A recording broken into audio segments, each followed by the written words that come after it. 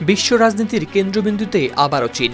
মার্কিন প্রেসিডেন্টের চীন সফর শেষ হতে না হতেই একদিকে বেইজিং সফরে আসছেন রাশিয়ার প্রেসিডেন্ট ভ্লাদিমির পুতিন, অন্যদিকে চীনের প্রেসিডেন্ট শি জিনপিংকে হোয়াইট হাউসে আনুষ্ঠানিক আমন্ত্রণ জানিয়েছেন ডোনাল্ড ট্রাম্প। 14 মে বৃহস্পতিবার ক্রেমলিনের মুখপাত্র দিমিত্রি পেসকভের বরাতে রাশিয়ার সংবাদ মাধ্যম আরটি নিশ্চিত করেছে এই তথ্য।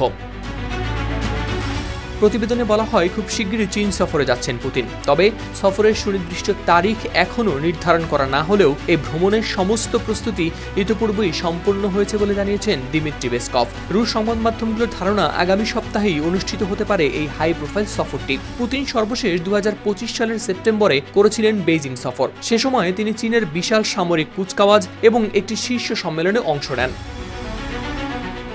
এদিকে চীন সফরে এসেই নতুন চমক দিয়েছেন ট্রাম্প। তিনি জানান, আগামী 24 সেপ্টেম্বর চীনের প্রেসিডেন্ট শি জিনপিং এবং তার স্ত্রী পেং লিওয়ানকে হোয়াইট হাউস সফরের আমন্ত্রণ জানানো হয়েছে। পাশাপাশি চীন সফরে শির সঙ্গে বৈঠককে অত্যন্ত ফলপ্রসূ বলেও মন্তব্য করেন ট্রাম্প। মার্কিন প্রেসিডেন্ট বলেন, আপনার সঙ্গে সময় কাটানো ছিল বড় সম্মানের বিষয়।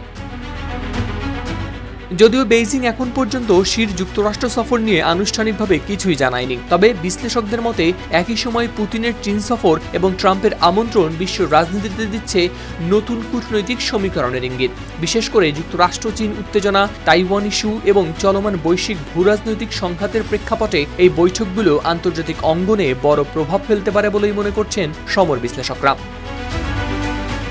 হাওলাদার শামীম, RTV।